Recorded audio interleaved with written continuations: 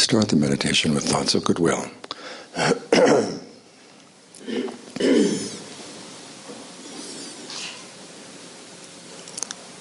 Goodwill is a wish for true happiness.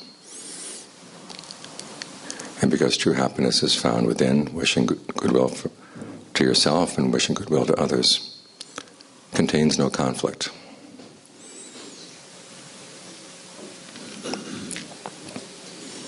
And it's good to reflect on what it means to wish for someone to be truly happy. It means that either you or the other person, or both, would understand the causes for true happiness and be willing and able to act on them. Which is a wish you can extend to anyone, no matter how they've been behaving, no matter how much you like or dislike them.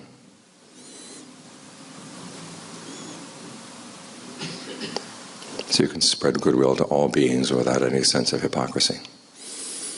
So start with thoughts of goodwill for yourself. To tell yourself, may I be truly happy.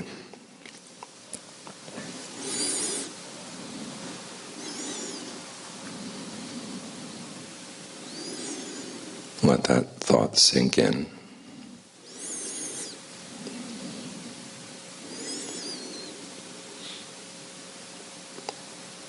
And then extend goodwill to others. Start with people who are close to your heart, your family, your very close friends. May they be truly happy too.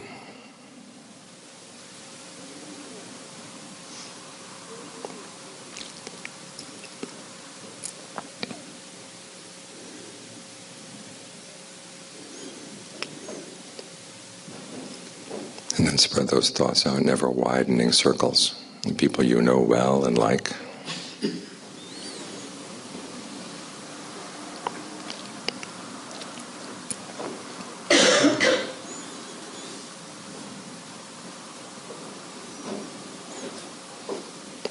To people you like, even though you don't know them so well.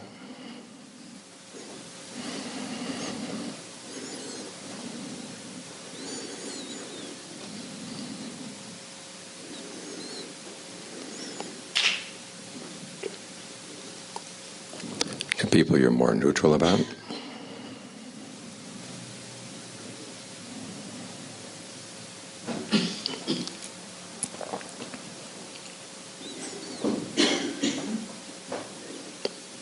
And to people you don't like.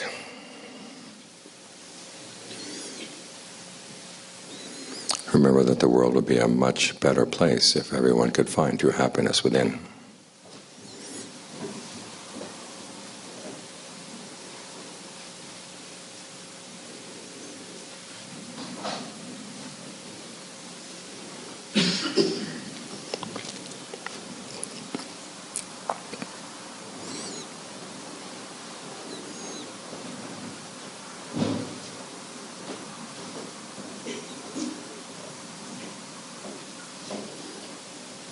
Spread thoughts of goodwill to people you don't even know.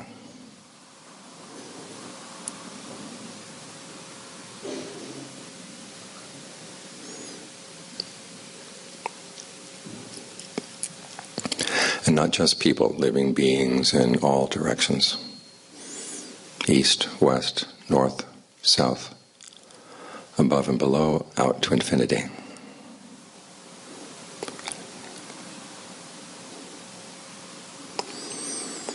May we all find true happiness in our hearts.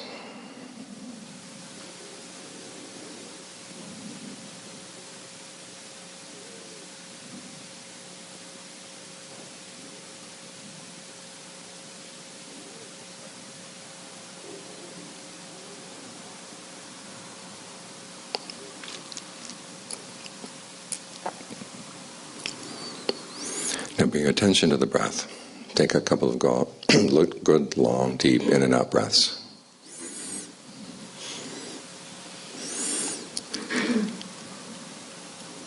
And notice where you feel the sensation of breathing in the body. Pay attention to that sensation.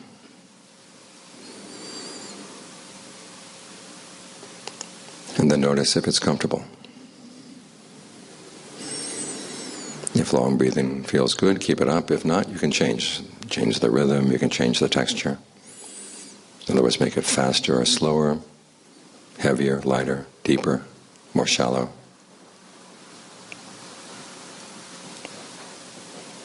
Longer or shorter. You can try in long and out short if you're feeling that your energy level is low. You can try in short and out long if you feel you need to be relaxed. Experiment for a while to see what kind of breathing feels best for the body right now. When we speak of breath here, it's the flow of energy in the body more than just the air coming in and out of the lungs. And the flows of energy can exist on many different levels of being obvious or less obvious, blatant or more subtle. The most obvious, of course, is the energy flow that allows the air to come in and out through the nose.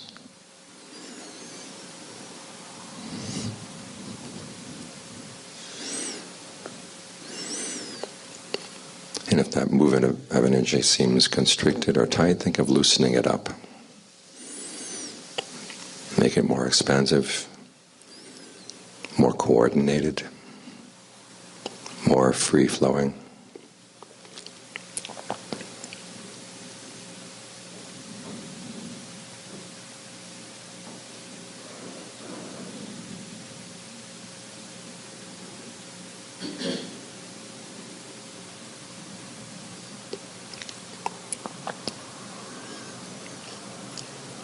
If there are any thoughts that are not related to the breath, just let them go. If you find yourself following them out, just drop them. And you'll be back at the breath.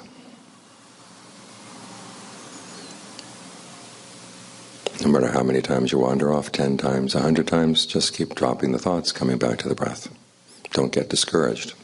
The fact that you're catching yourself is the beginning of mindfulness.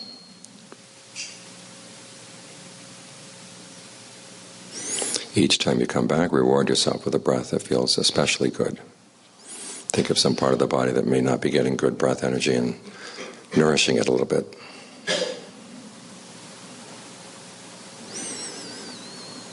That way the mind will be more and more inclined to want to come back.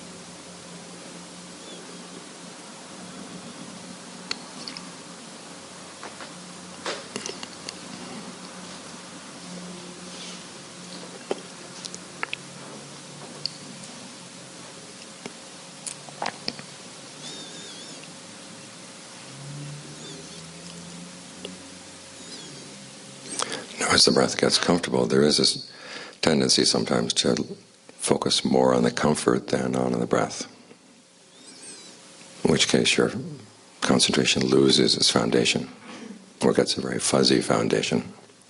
So to counteract that tendency, the next step is to try to be aware of the whole body as you breathe in, the whole body as you breathe out. And it's good to work up to that section by section so that you can familiarize yourself with how the breathing process feels in parts of the body where it may not be so obvious.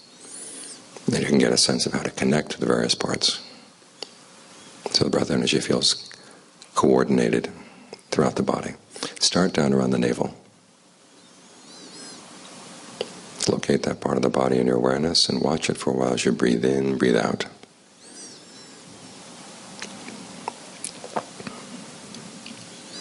To see what rhythm of breathing feels good there. If you notice any tension or tightness in that part of the body, allow it to relax. So that no new tension builds up as you breathe in, and you're not holding on to any tension as you breathe out.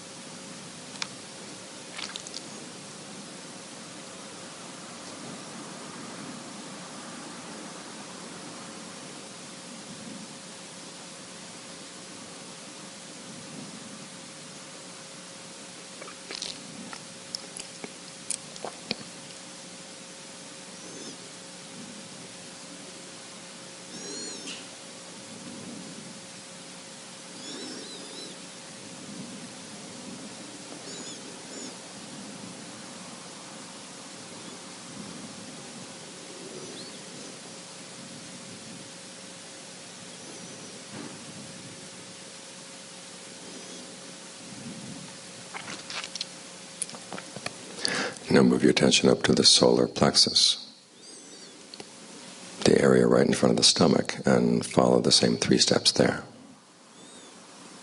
In other words, 1, locate that part of the body in your awareness.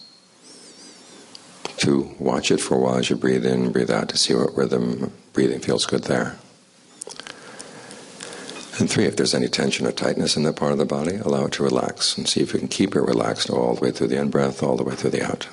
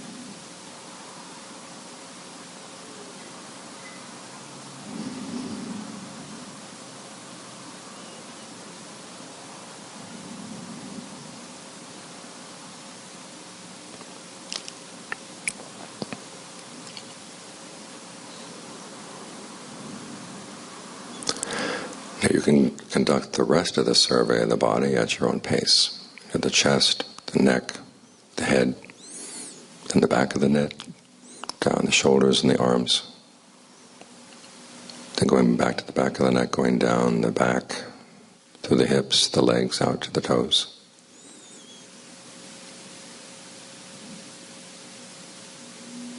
And then if you want, you can start at the navel and go through the body again. Keep this up until you're ready to settle down.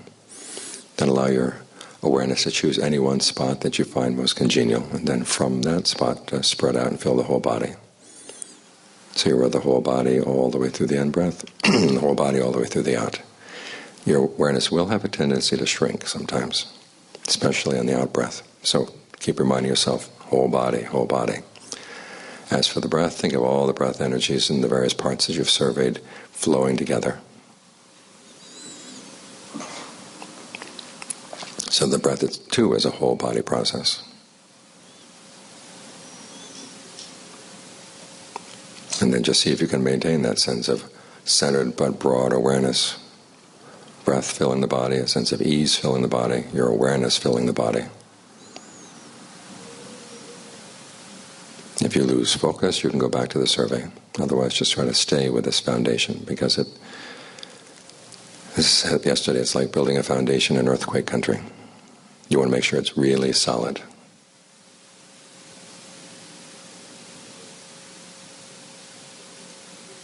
So all the time spent making it solid is well spent.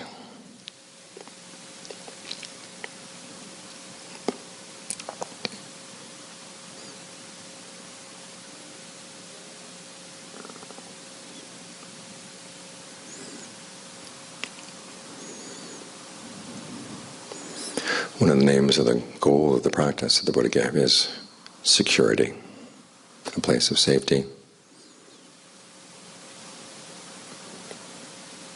a haven, harbor, refuge. All of these are synonyms for nirvana.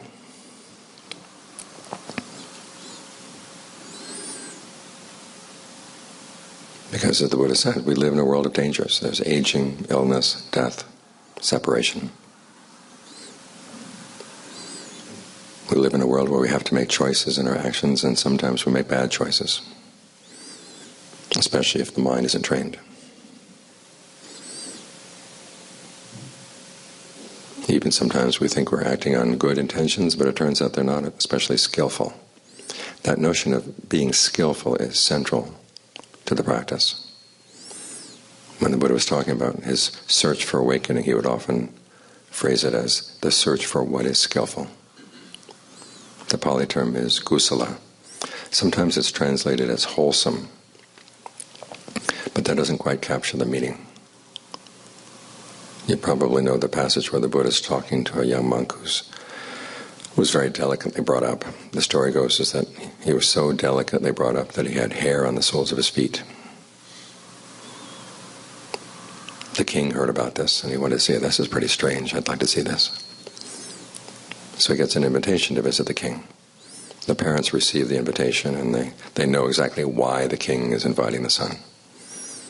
So they take him aside and say, there's only one reason he wants to see you. He wants to see the hair on the soles of your feet.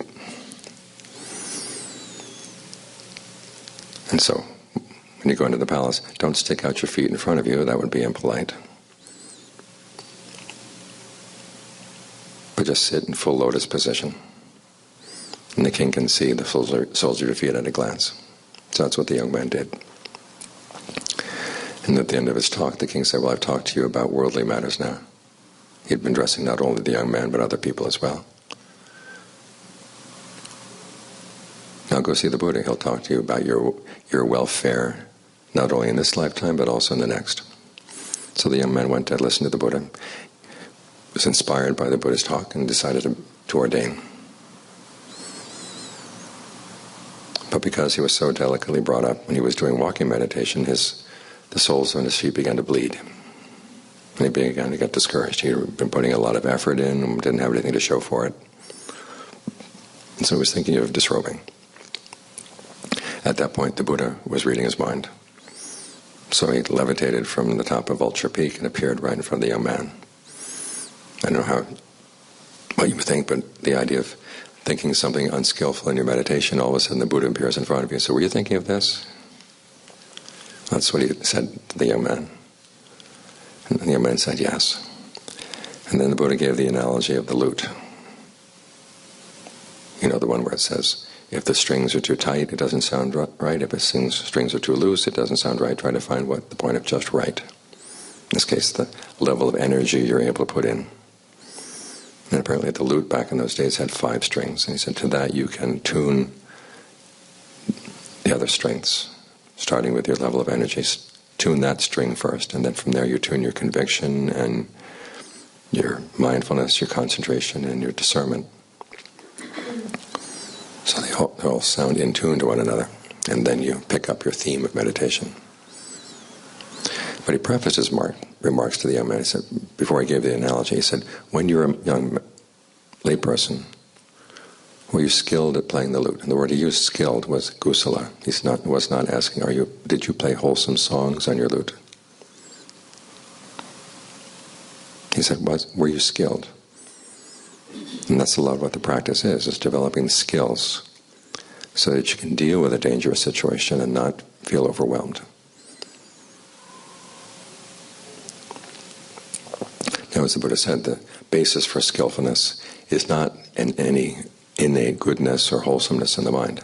It's in the quality of heedfulness, i.e. seeing the dangers that exist out there, that if you don't master this skill, you're going to let yourself be open to dangers. If you do master the skill, you can have a good chance of avoiding them. It's that quality of heedfulness is what underlies the whole practice. There are dangers there, not only in aging, illness, and death, but in the fact that we are making choices. Our actions have the power to shape our lives. And if we're not paying full attention to what we're doing, and if we don't really care about doing things skillfully, we can create a lot of trouble, both for ourselves and for the people around us.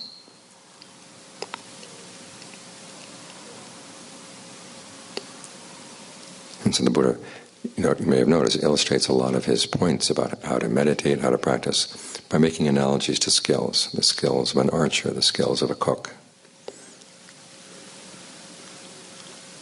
the skills of a chariot driver, even the skills of a farmer, the skills of a soldier.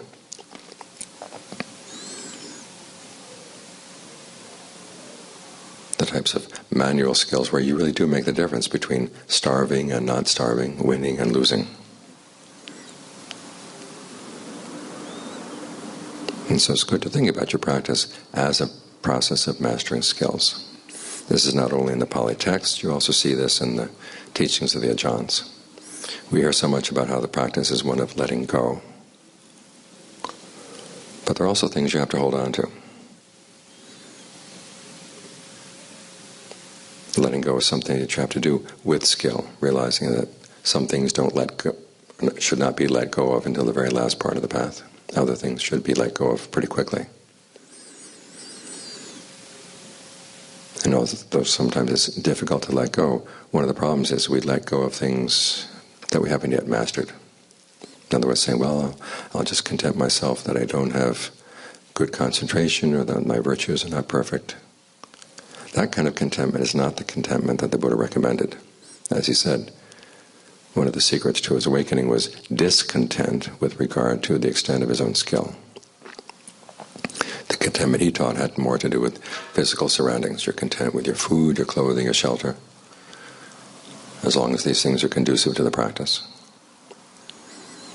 But when you get to the mind, you have to learn how to deal with the fact that there are dangers in the mind, and you have to learn skills in order to prevent them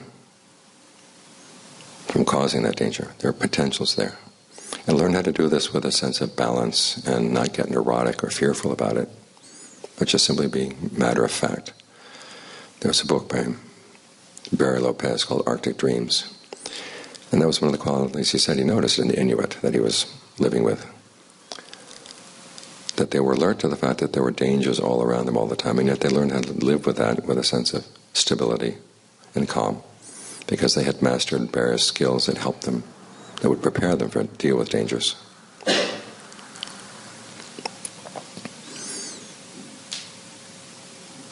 So we're working on a skill here, which means you work on developing good qualities and hold on to them. The Ajahns will give analogies for this. Ajahn Mahabu's analogy is climbing the ladder to a roof of a house. You hold on to one rung, and then you hold on to the one higher. And only when you've held on tight to the higher one do you let go of the lower one so you can reach up to the next one up. When you've got that one grasped, you reach for the next one up and keep going up from one attachment to another. And finally you get to the roof of the house, that's when you let go.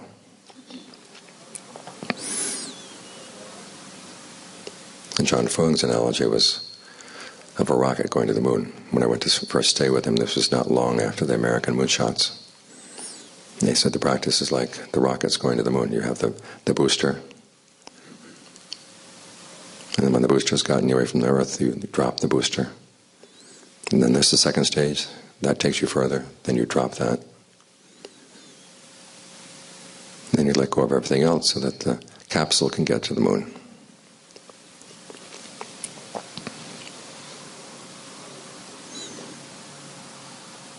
And John Lee's image was of learning to let go like a rich person. He said a poor person lets go of wealth before he even has it. And as a result, he's left poor. Like I say, I don't have a Cadillac, so I let go of my Cadillac. But you don't have any transportation. So what you do is you work to develop the wealth, and then you let it go. In other words, you're not carrying it around. It's there for you to draw on when you need it. And he gave the example of the Buddha. The Buddha, even though in the moment of his awakening, let go of virtue and concentration and discernment, he still had these things after his awakening. It's just that he didn't have to carry them around.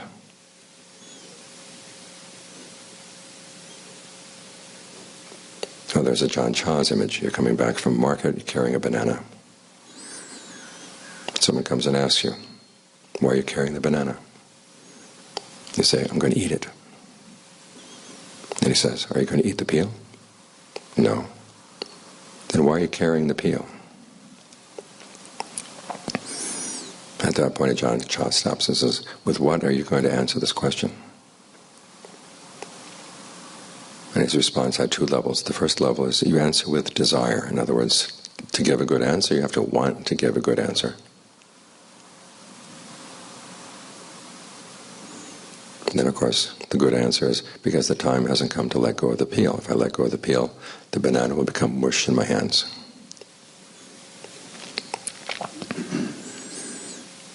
In the same way in your practice, you hold on to virtue, you hold on to concentration, you hold on to discernment. Because if you don't, your mind will become mush in your hands.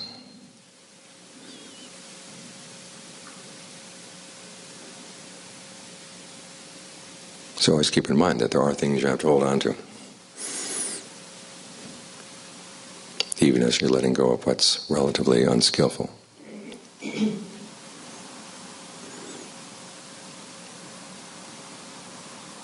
You can see this particularly in the Buddhist teachings on what he calls noble wealth. All too often we're warned against spiritual materialism, but the Buddha himself often would talk about the practice as one of investing. As with any investment, you want it to be safe. You put your energy into things that will be long-lasting. So when the time comes to make sacrifices, you sacrifice what is inessential. Hold on to what is essential. And that way you can be safe. There's a statement that's written across the gates of the various military camps in Thailand. It says, be willing to sacrifice one of your limbs for the sake of saving your body. Be willing to sacrifice your life for the sake of your virtue.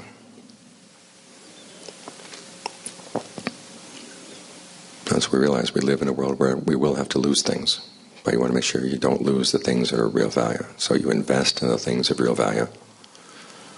So when the time comes that you do have to lose other things, you're not set adrift. So what are those noble treasures? The first one is conviction, i.e. conviction in the Buddha's awakening. And that translates into conviction and the idea that a human being has the capacity to find true happiness. And as in the Buddha's case, he found true happiness, not because he was a god, or he had any special superhuman qualities. He had human qualities that we all have in potential form, but he developed them.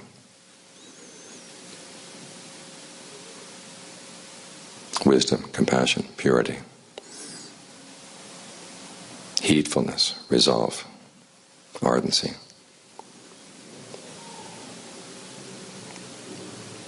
So to have conviction in the Buddha's awakening means that you have conviction in these qualities, that these are the ones that will see you through to true happiness.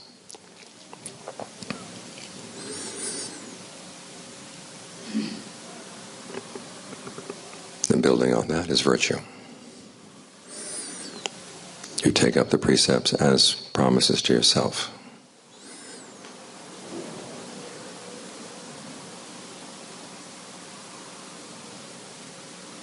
That under no circumstances at all are you going to break them.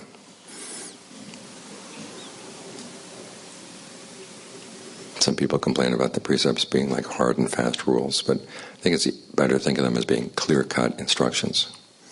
Because when the temptation comes to kill or steal or have illicit sex or to lie, it comes usually in the heat of the moment.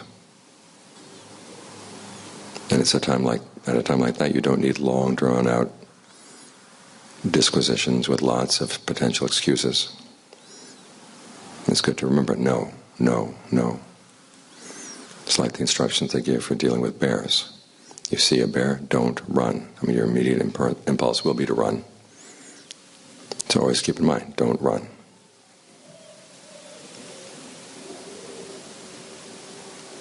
And also remind yourself of the Buddha's very interesting observation, which is that to harm yourself means to break the precepts.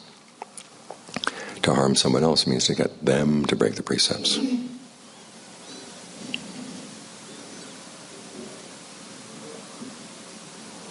Because what you're getting them to do is to act in unskillful ways that will come back and harm them for a long time to come.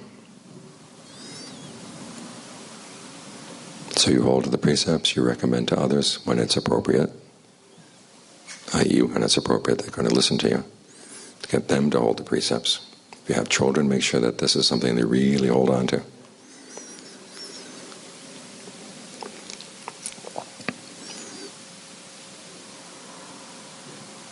That way, as the Buddha said, you give universal safety. You can't protect everybody in the world, but you can make sure that there's no danger from your quarter toward anyone. And as he said, when you give universal safety to others, you have a share in that universal safety yourself.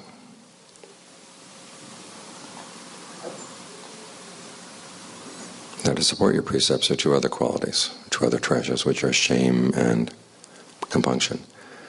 Shame here is not the opposite of pride, it's the opposite of shamelessness. One of the definitions of shame is that there's a desire to look good in the eyes of other people. Well, you want to make sure which other people have the eyes that you want to look good in, i.e. you want to look good in the eyes of the wise.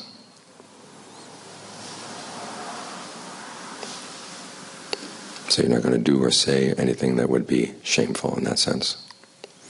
This actually is connected not with low self-esteem, but actually high self-esteem. The realization that certain types of behavior are beneath you. Connected with that is compunction, which is basically the desire not to cause harm. This is the opposite of apathy. You see that your actions will have results and you want to avoid creating any harm for anybody.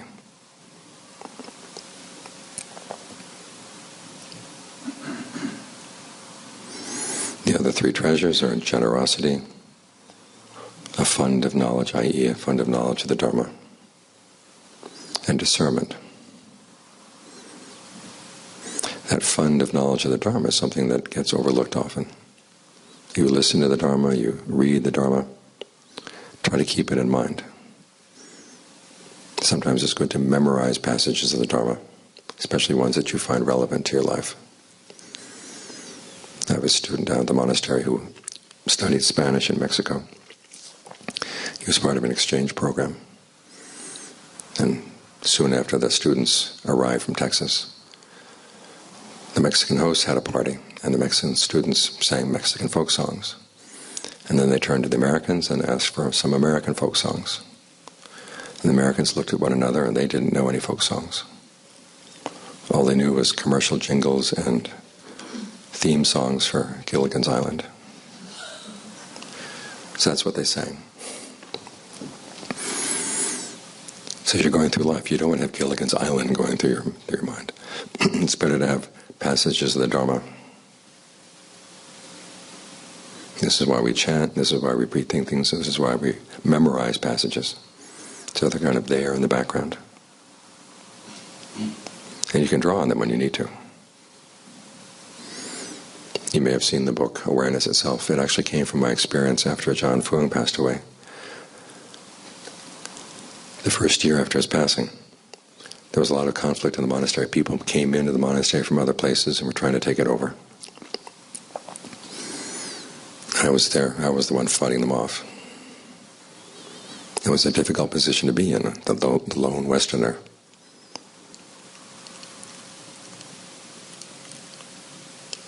But as I was dealing with these problems, these passages or comments that Ajaan Geoff had made would come to my mind to help give guidance. And it was his teachings that actually saw me through. I began to realize I don't want to forget these, so I started writing them down. And from there I started collecting other people's memories of what Ajaan Geoff had said, and that's how we got the book. But it was that experience of being able to depend on a fund of Dharma that made me realize how important it is to have that in your mind and not just commercial jingles and whatnot just sloshing around. So these are things you protect. These treasures. Because that's where you find safety. And you try to master them as skills. And as for letting go, you let go of the other things, the things that would pull you away from developing these qualities. For example, with virtue, the Buddha talks about different kinds of loss. And he says there's loss of relatives, loss of wealth, loss of your health. He says that's not nearly as serious as loss of your virtue and loss of your discernment, your right view. Which means there will come times when you have to make a choice. Are you going to hold to your discernment, or are you going to hold to your virtue, or are you going to have to risk your health?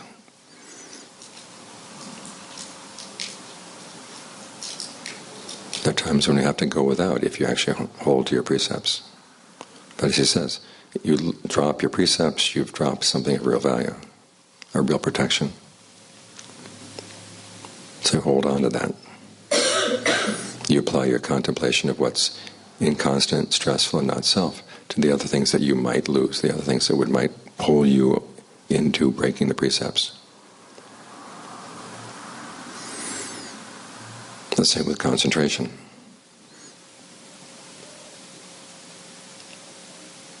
I've read a number of people saying that, if you're concentrated on one object, that means you're attached to that object, which is a bad thing. You should learn non-attachment.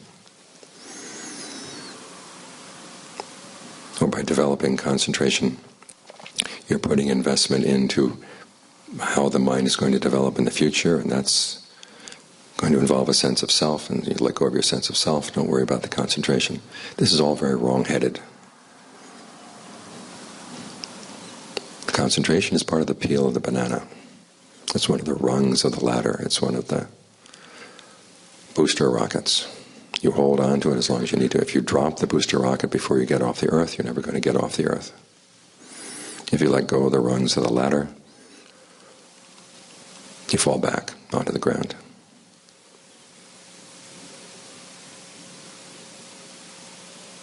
So you apply the analysis of inconstant, stressful, and not-self to the things that would pull you away.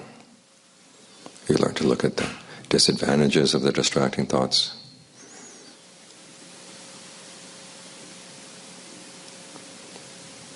Learn to ignore the distracting thoughts. Begin to realize that the energy that goes into a distracting thought can be relaxed. You do what you can to let go of the distractions so you can hold on to your concentration.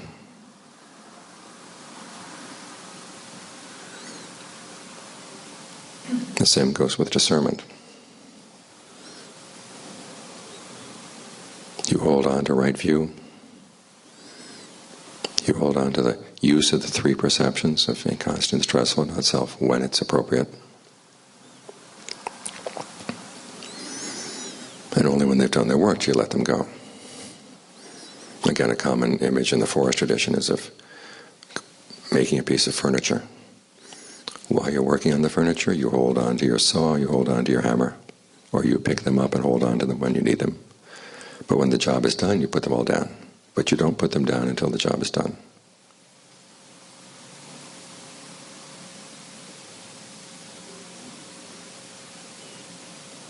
Another example from Ajaan Geoff. He was asked one time whether nirvana was self or not self. This came at a time when there was one of the cults north of Bangkok had been teaching that nirvana was your true self. And a lot of scholarly monks in Bangkok came out and said, no, nirvana is not self. And the controversy became so heated that it actually appeared in the newspapers. Can you imagine USA Today writing one of those editorials where there's a pro and the con? One side, nirvana is self, and no, nirvana is not self. But that's what you had in the newspapers in Thailand.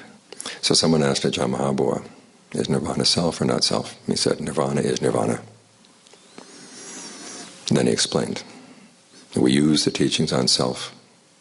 The self as its own mainstay, the self as its governing principle, when you need them. You use the teachings on not self as part of the path. He says they're like stairways leading up to your house. But once you get into the house, you drop both. You don't need the stairway anymore. There will come a point where you let go of everything. But if you don't have the stairway, you're not going to get into the house. So it's these practices that form our safety. These are the things we rely on. And they can give us confidence that even though there are dangers all around us, we're born into this world, we're full of dangers. If you have children, you have to realize you're bringing the children into a dangerous world. As much as you would like to assure them that mommy and daddy will take everything, maybe mommy and daddy might not be there. So it's a dangerous world. But if we can train in these skills, if we're heedful of the dangers, i.e. see the dangers but not get overwhelmed by them, realize that there are ways of protecting ourselves from the dangers so that nothing of real value gets damaged. And there is something of real value to our minds. Sometimes you hear the idea that the Buddha taught the principle of what some people call corelessness. So there's no real core to your personality. It's just phenomena coming and going. The Buddha never taught that. He says there is a core. The core is release. This has real value. So everything you can protect that leads in that direction, that has value as well. That's where your safety lies. That's where your true happiness will lie. Even as you have to give up lots and lots of other things. Have a clear idea of what your priorities are, where true safety lies.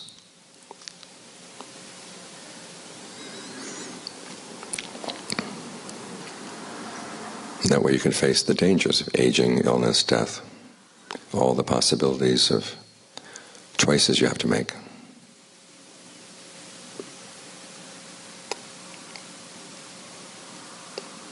With the confidence you can protect what is of genuine value.